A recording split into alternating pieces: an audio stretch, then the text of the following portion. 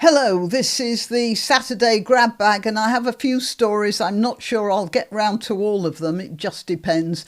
But we will start with the Bibas family and then we'll go on to asylum seekers in Britain, allowed to stay despite lying in their claims, Ukraine and Trump, German restrictions on freedom of speech, another Labour MP who's been caught lying about his CV, another Labour grandee who's been caught on the take, sort of.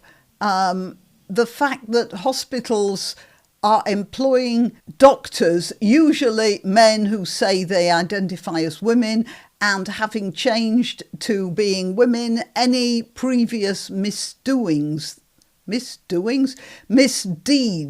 that they have been convicted of get wiped clean, so the hospital doesn't know the history of these doctors. I'd say the fact that they say they're trans might be an indication of some sort of mental disturbance.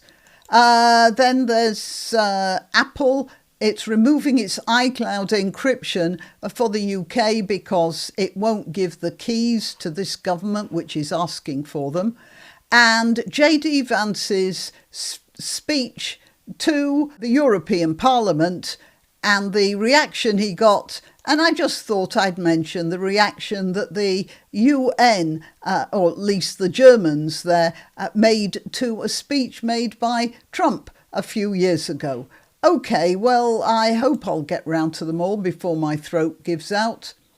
I'm Granniopteryx. I'm on YouTube, Rumble, BitChute and Minds.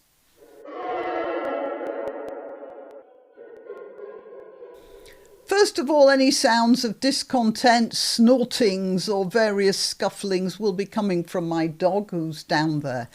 Now, the Shiri Bibas story. A few days ago, Hamas, with much fanfare and gruesome ceremony, took place in which they returned the bodies of, they said, the bodies of Shiri Bibas, her two babies, and an elderly man called Oded Lifshitz, who was actually a peace activist and was 85 years old.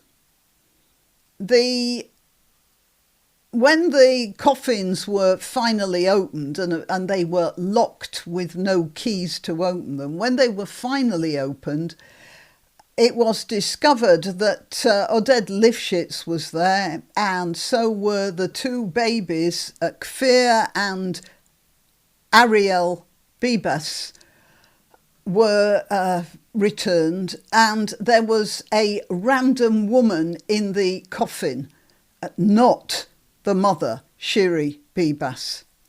The doctors determined that the two babies had been manually strangled, and you wonder how much hatred there has to be in the soul of anyone to strangle a 10-month-old baby.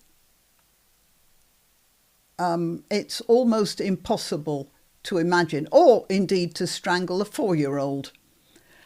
I'm making the assumption that the babies were strangled because they were crying too much and disturbing the fun the men were having with Shiri Bibas. That's just a speculation. But it turned out that Shiri Bibas's body was not in that coffin. It was some random Gazan woman. Now, that reminded me of a story which I'm going to tell you. But before I tell you that story, I'm going to point out to you the significance of a donkey in Arabic culture. A donkey is for the poorest. A donkey is synonymous with a peasant, and in Arabic culture, Jews were allowed to ride donkeys, but not horses. So the idea was that Jews should never have their heads higher than a Muslim's, and donkeys are quite low down on the ground. So they were allowed to ride donkeys, but they weren't allowed to ride horses, which would put them up much higher. And as a matter of fact, now I come to think of it, this is a very ancient idea, because if you remember in the Bible, the story of Esther, the vizier of the king started getting very annoyed by Esther's father or uncle or whoever he was. He developed a serious grudge against this guy because he had been paraded, he'd been honoured by the king, Mordecai, that was his name. He'd been honoured by the king by being led around on a horse. And this really irritated the king's vizier, who thought he should have been the one on the horse. Right, so this is a very old idea. Anyway, Jews were not allowed to ride horses. They had to ride donkeys. So donkeys are a cultural reference associated with Jews, even though Arabs also use donkeys. And I want to show you a little clip from a video of a Muslim scholar called Abu Walid. I think if I've got that name wrong, I'll correct it in the description. Okay, let's just get on to, I think, Abu Walid. Sahih Muslim. So no Sunni Muslim can really argue against Sahih Muslim or Sahih Bukhari. Rasulullah said, don't greet the Jews and the Christians before they greet you, and when you meet any of them on the roads, force them to go on the narrow side of it. And Imam Malik, he said the same thing as well. In fact, Umar ibn Khattab, who charter with the people of Sham, with those Christians of Sham, in his charter was Kafir and Muslim, they're not allowed to wear the same clothes as one another. If the Muslim, he comes out on the day of Eid and he sees Kafir with nice clothes, the Kafir has to take his clothes off and give it to the Muslims. The Kafir, when he walks inside the street, he has to wear a red belt around his neck, and he has to have his forehead shaved, and he has to wear two shoes which are different from one another. He's not allowed to, and he's not allowed to walk on the pavement. He has to walk on. He has to walk in the middle of the road, and he has to ride on a mule. And that's only for the adults, not for the children. And you can see how Islam would make the child become a Muslim. The kafir, or the child growing up in a state of kufr, he will turn to Islam. Why? Because the child will be walking along with his dad. He said, Dad, yeah, why you got your forehead shaved? I don't know whether these Muslims, they make me do it. Why you got to walk? Why can't you ride the animal? Like the Muslims, they ride the animal like this. Why are you walking with both legs dangling on the side of the donkey? Right, well, you saw that.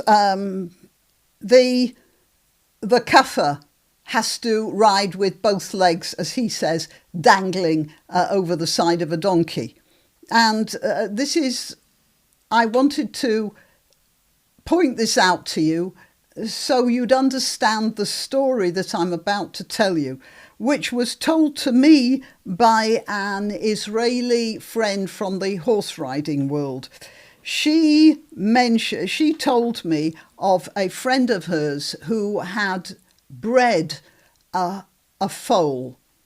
He'd chosen the horse very carefully, the dam and the sire, and they'd produced a foal which he'd more or less hand reared.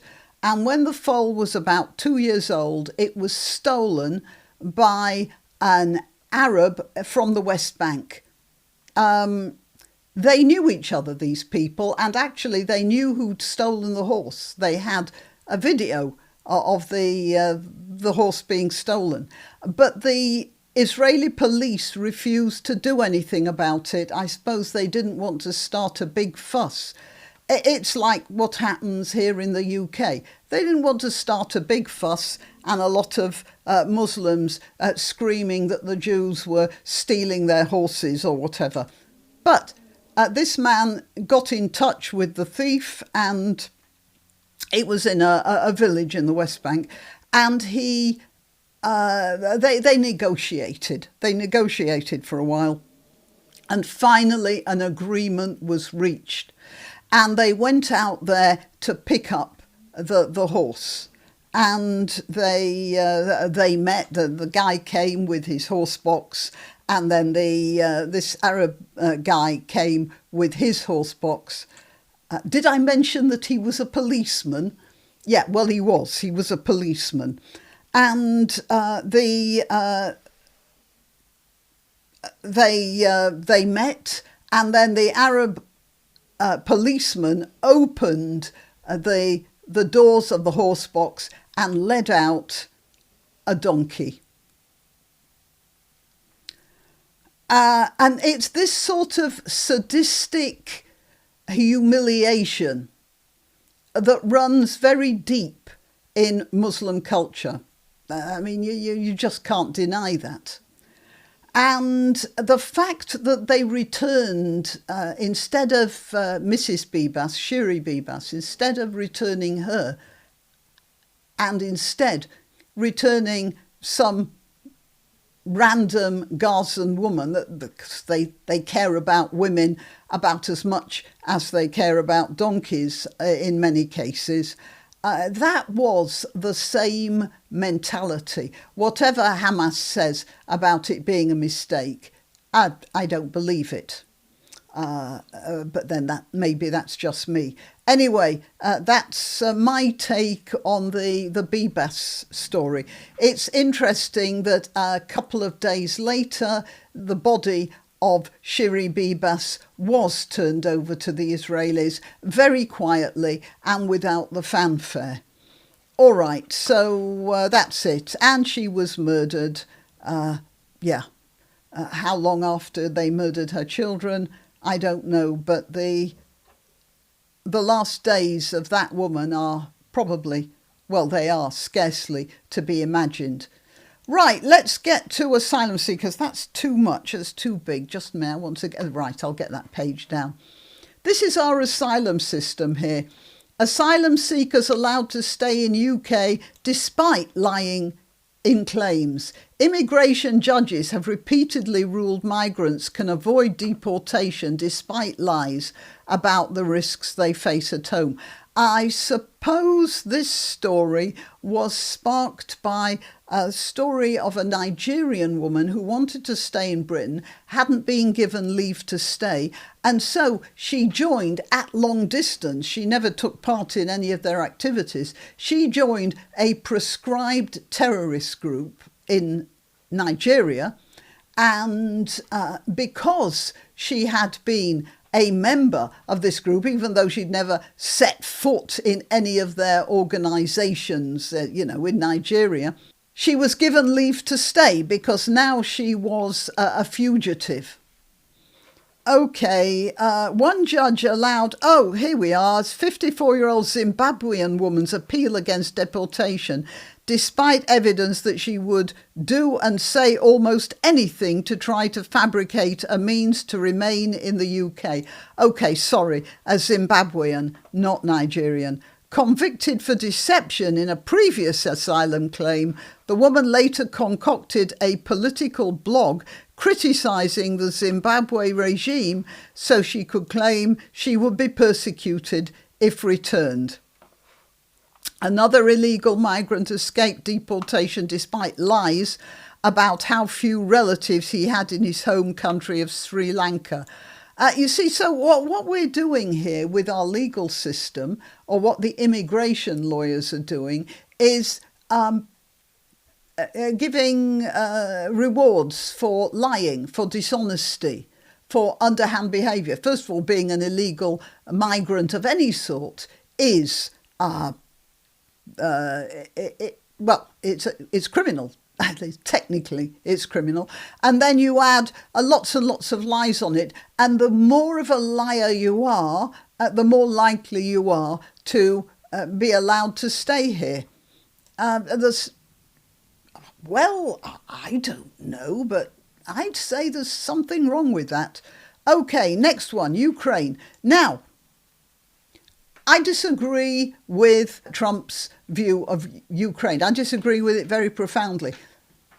I understand that he is doing this as he sees it for America, and that's his first priority. So I'm not criticising him as an American patriot. I think he's wrong anyway, because I think this is a situation which Putin should not be allowed to get away with.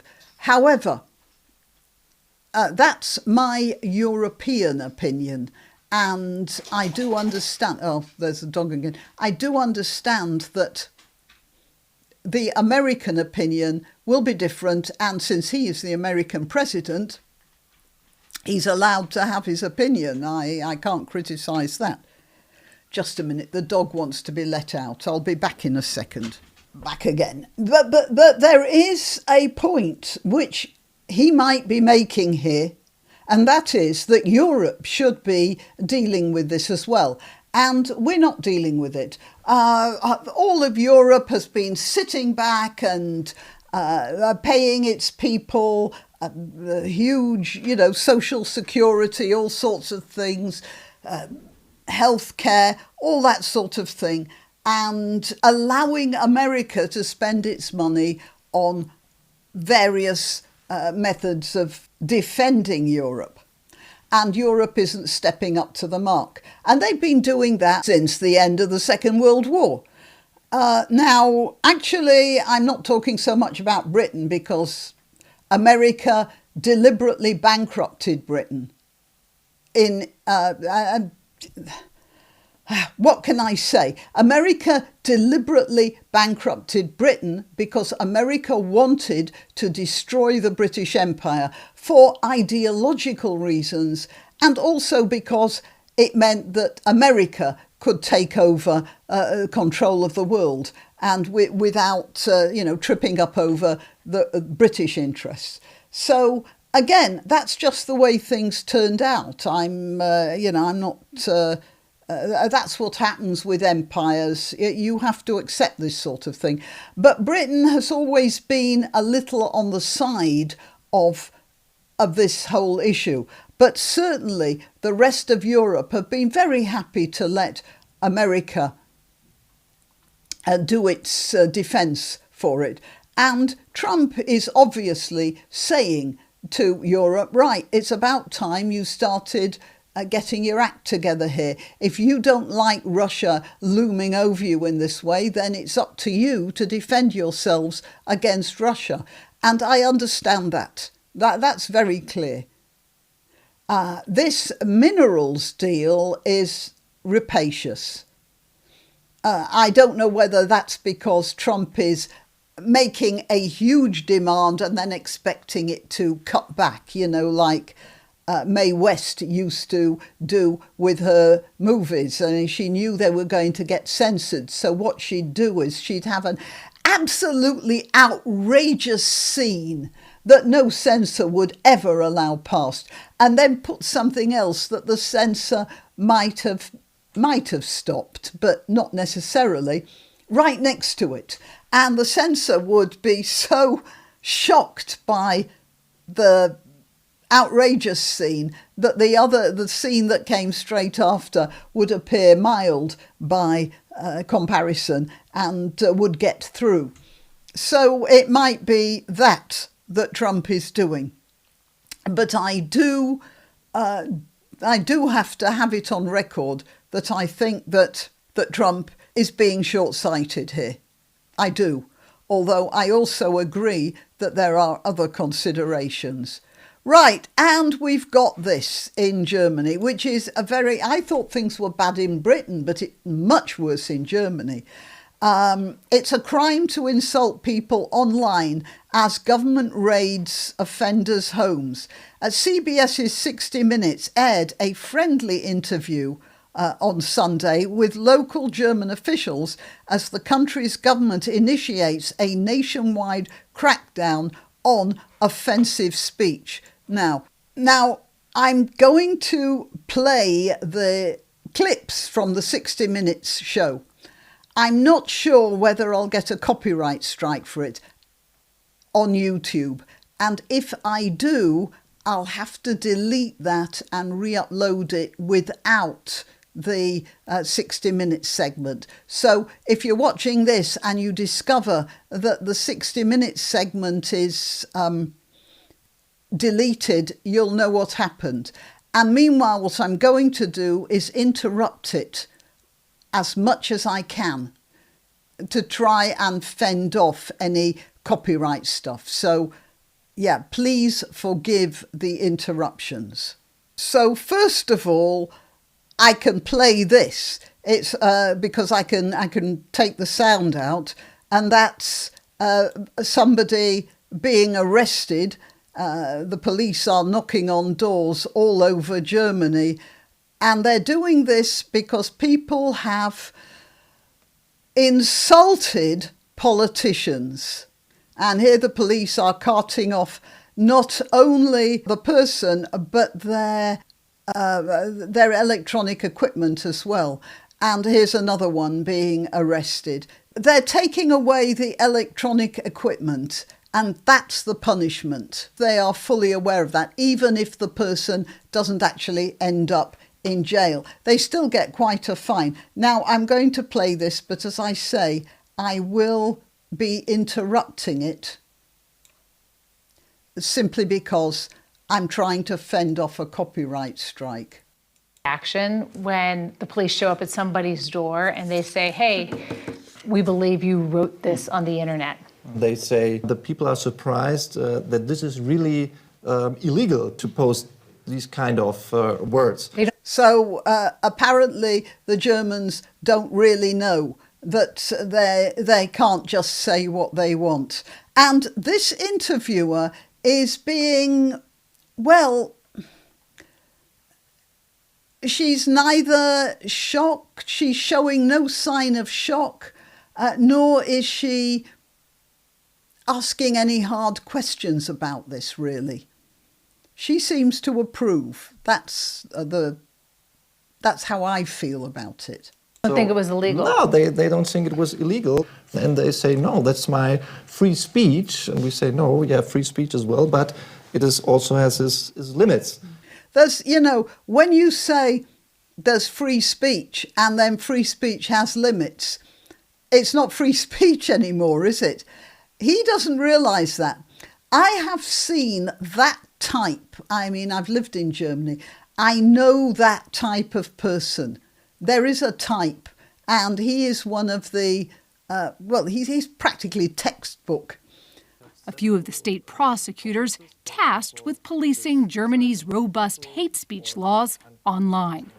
The German Constitution protects free speech, but not hate speech. And here's where it gets tricky. German law prohibits any speech that could incite hatred or is deemed insulting. Is it a crime to insult somebody in public? Yes. Yes, it is. So it's a crime to insult somebody. Now, they go on to talk about a situation where... Oh, hang on, just a minute. I've got to play this, if I'm allowed to. You see, here's somebody's phone. They are so happy about being able to destroy people's lives for what they've said online. And they're really full of joy at this. Now, you have to remember that these people are employed to find people who've broken the law. I don't know whether you can hear the dog. Nobody there. He's probably barking at a cat. Okay, so they are employed to find things wrong.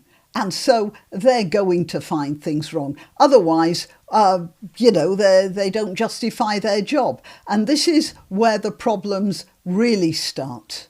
It's where you get people who are employed to find certain things wrong. They are going to find them wrong. I mean, obviously.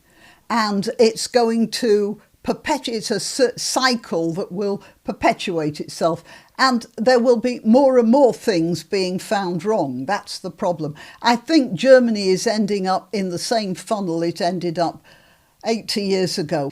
I really am afraid of this because the Germans have a very rule-based attitude to life. Okay. It's a kind of punishment if you lose your smartphone. It's even worse than the fine you have to pay. There you are. It's a punishment to lose your iPhone, even worse than a fine. They know that, and they're really, they're actually rejoicing in it.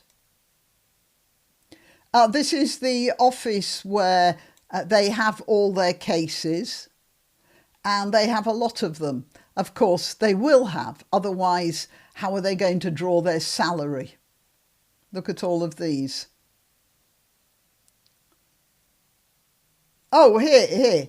This, because that woman is wearing a Nazi armband, that got caught in the law as well. Just a minute. I just want to find something here. I just want to show you what a real Nazi swastika looks like, if it's possible to put this on YouTube. That's what it looks like. Now, you may notice that the legs point east. This woman here is wearing a back-to-front swastika. So this is obviously, some sort of, it looks like some sort of sex thing, doesn't it? But whatever, it's part of their arrest thing anyway. All right, I'm going to go on a little bit more. All right, now this is quite funny. This is a politician, and somebody referred to him as a Pimmel, which is the German for, it's sorry about this, ladies and gentlemen. It is along the same level as calling somebody a dick. And, or in England, in America, or in England, it would be a bell end, I suppose. And there was a prosecution because they called this politician a Pimmel. I wonder if this is going to get me in trouble with the German authorities. Let's listen to these guys again. Not to say, I think you're a jerk and an idiot. Exactly. Yeah. Comments like "you're son of a bitch," excuse me for using, but these words has nothing to do with political discussions. They do point out the way Germans follow the rules. Here, this is a crossing. There's no traffic at all, but the crossing is red.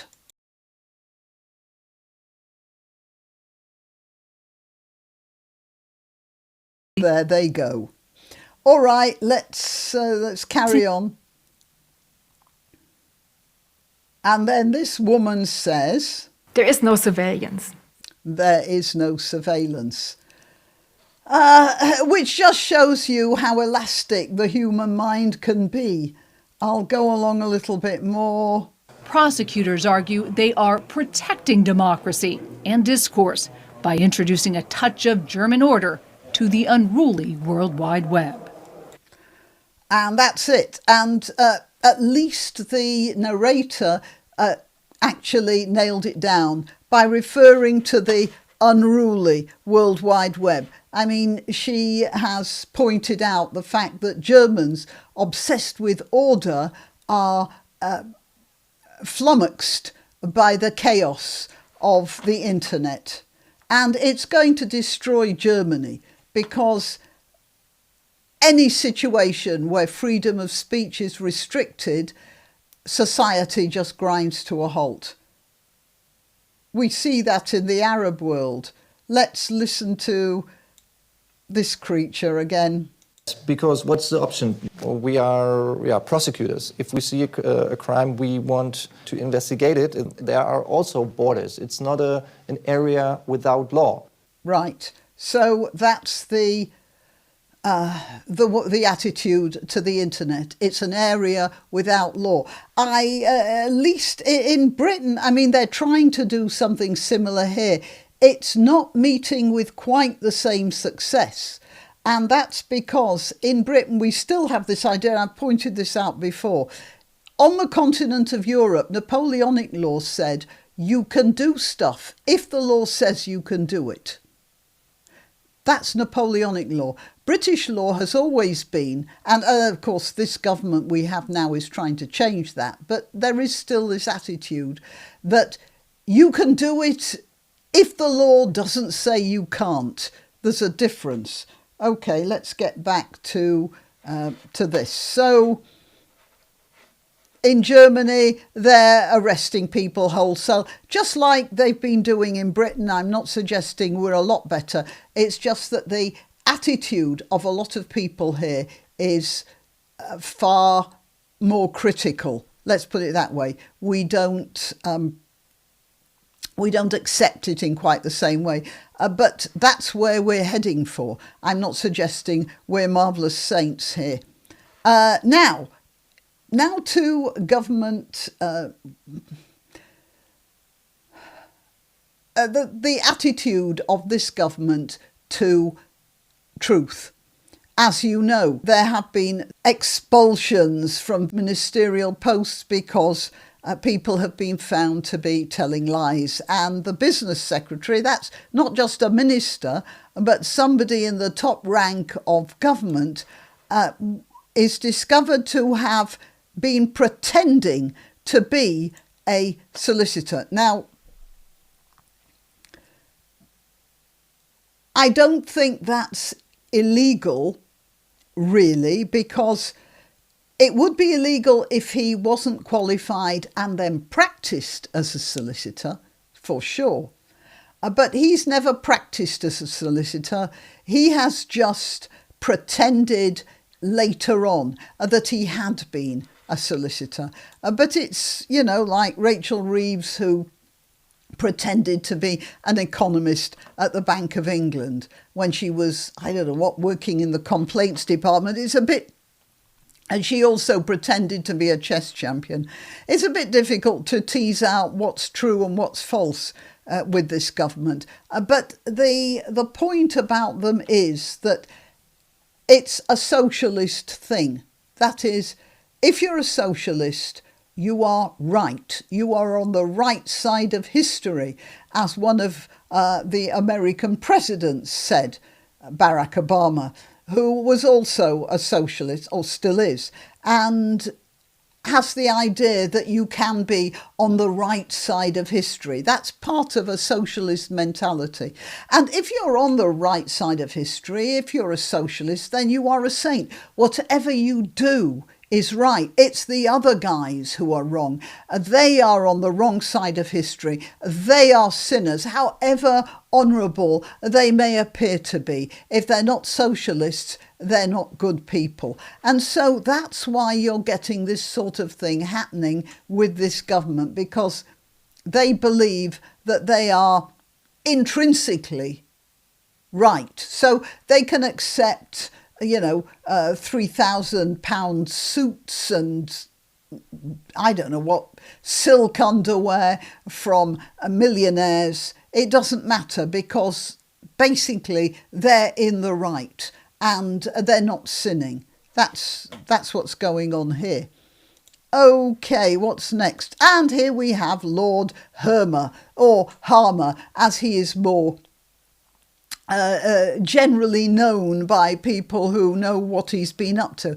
There doesn't seem to have been a court case trying to bleed the British government that Harmer hasn't been involved in. And this one was the Attorney General led a case in which lawyers were accused of enriching themselves at the expense of taxpayers. It's been revealed. Lord Harmer represented Kenyans suing the British government over their torture during the Mau Mau uprisings in the 50s, in a case that left the public facing a £6 million legal bill. And as you know, now David Lammy, our Foreign Secretary, is trying to stiff the British people for several billions on behalf of the Caribbean islands who want compensation for slavery.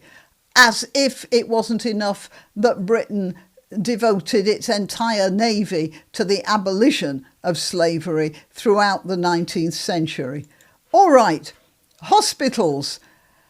There's a rash of men who say they identify as women, and as soon as they have remade their personalities, then their records as men get wiped clean. So they might have been the most terrible doctors, they might have been involved, I'm not saying they were, I'm saying that some of them might have been involved in all sorts of medical malpractice of various sorts. And as soon as they identify as women, then it's like they've just turned up as 22-year-old, fresh-faced, female, new doctors straight out of the hospital, clutching their qualifications in their well-manicured little hands. NHS hospitals hiring transgender doctors could be left unable to see their disciplinary records, senior medics have warned. So, the General Medical Council, which has been on the side of trans people and are not coming to bat for Nurse Peggy, well, neither has the Royal Nursing College or whatever either. All of those big organisations are on the side of the trans madness, and it's all coming back to bite them, because sooner or later somebody is going to get seriously harmed, and then the GMC is going to find itself in a little bit of financial hot water about this, because a doctor that they have allowed to practice, an unfit doctor that they've allowed to practice, has been allowed to practice because that unfit doctor has changed his identity. The GMC has been urged to overhaul its procedures after it told the Telegraph its policies meant that the public disciplinary history of doctors who changed their gender identity could be hidden. So they've shown a redacted document here, just as an illustration, I suppose. And it's not just one or two, apparently. The regulator has admitted to more than 60 such cases where a doctor was given a new record because, and there's the Telegraph again, giving in to the transgender madness, because they had changed gender. No, because he had changed apparent gender. Including Dr. Beth Upton, a trans doctor now at the centre of a legal case in Scotland. And of course the GMC has nothing to say about this bully who's having a go at a nurse, a female nurse, who didn't want to have to clean up a menstrual problem she had with a man standing right next to her, probably in his underwear, looking at her. Fears have now been expressed that this situation could mean NHS hospitals recruiting doctors could be left in the dark about whether medics have changed their gender identity and their previous disciplinary history. Quite frankly, I think any hospital who sees some man parading in with, with his leg hairs sticking through his stockings, they shouldn't employ that person, because there is a danger there. And again, I have to say, there are two sorts of trans people. There's the sort that you have where there's a man, he really wants to be a woman. It is a mental problem, but he gets the proper procedures made and lives the rest of his life as a woman and keeps quiet about it and doesn't impose himself. Probably when he goes to a public toilet, doesn't parade around, look at me, I'm a woman. Just goes straight into the cubicle, does whatever he has to do, comes out, washes his hands, and goes out just like any woman would. That's one sort of trans person, but that has been taken over by another sort. a sort of exhibitionist. And we're talking about these, and they are definitely mentally ill and dangerous. As you can see, I'm not saying like jumping on women all the time, although that has happened as well. But just look what that Dr. Upton has done to Nurse Peggy to see how dangerous they are. Right, what's next? Apple. Apple is removing iCloud encryption because the Home Office wants to get into people's phones and has told Apple that they have to remove, that they have to give them, the British government have to give them the key. I have an iPhone, and I think the next phone I get won't be an iPhone. The news that Apple is removing end-to-end encryption protection from its UK-based iCloud users is highly disturbing. Thanks to the Home Office, those who rely on Apple's privacy-enhancing services face a less secure future than they used to, and this will no doubt quickly have wider implications for internet users in the UK. You see, it doesn't mean you want to fill your phone with pornography. You might be involved in business affairs and you don't want your rivals to find out about various things you're doing.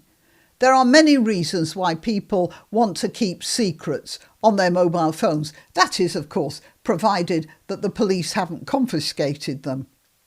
As alarming as this development is, it's not surprising. It's a direct consequence of the Home Office's outrageous order attempting to force Apple to breach encryption. Yeah, well, just like her European colleagues, this Home Secretary feels that she has the right to pry into any citizen's private life. And again, that's more a socialist thing, although the Conservatives were heading in that direction as well. All right, let's talk about J.D. Vance. Free speech is in retreat in Britain. Now, he made a specific point about Britain, although it looks like things are worse in the rest of Europe. And the reason he made that point is because he is used to the idea that in Europe, people did always have their free speech constrained, whereas in Britain, that hasn't always been the case.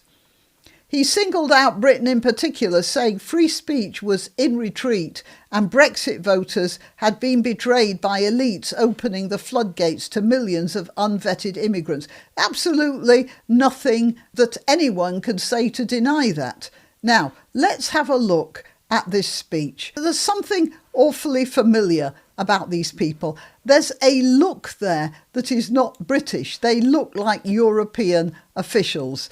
And I'll show you why when I show you the Trump speech. And we also believe that it's important in the coming years for Europe to step up in a big way to provide for its own defense. The threat. He's absolutely right. Now, what Europe has done is it's taken in a lot of immigrants, which is illegal migrants, really, and is supporting them. And it can do that because it's not expending its resources on the army. And that's how we got into this situation. Britain has a rump of an army now, but in Germany, they were reduced on one NATO exercise not too many years ago to using broomsticks instead of rifles. That was when von der Leyen was the German defence minister, by the way. So, it is. It's embarrassing. And it's true. Europe has to step up. The threat that I worry the most about vis-a-vis Europe is not Russia, it's not China, it's not any other external actor. And what I worry about is the threat from within, the retreat of Europe from some of its most fundamental values, values shared with the United States of America. And that's not true. I mean, he can say that, he's being a politician. But France and Germany and Sweden never had the sort of fundamental ideas of free speech that America had. Britain had them and still does in pockets, but not in Europe. And that's why, of course, he singles out Britain, because he knows that himself. They're not grinning like idiots. They are keeping their faces straight. I look to our very dear friends, the United Kingdom, where the backslide away from conscience rights has placed the basic liberties of religious Britons in particular in the crosshairs. It's not just religious Britons, of course. We all know about the people who were arrested for hurty Facebook posts or whatever after the Southport horror. And we all know that Tommy Robinson is in solitary confinement and being starved by the British government right now. So it's not just the religious ones. But I just thought, because it's such fun, that we would just listen to Donald Trump again and have a look at the guys in the German contingent at the United Nations. Germany will become totally dependent on Russian energy if it does not immediately change course. Here in the Western Hemisphere, we are committed to maintaining our independence from the encroachment of expansionist foreign power. And just look at those guys. I just can't get over their sneering faces and their rimless glasses. That's another thing they have a lot of. But they're grinning here. They're not grinning in the other one, are they? They're not grinning there. They are actually looking a bit shocked, aren't they? And good. I mean, they need a shake-up. Our government needs a shake-up in Britain.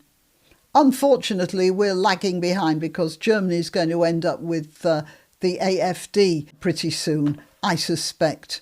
I prefer to leave on an amusing note, and this is the most amusing note I can think of, when the Germans were laughing at Trump because he told them that they were depending too much on Russian energy resources. That was just before Russia invaded Ukraine.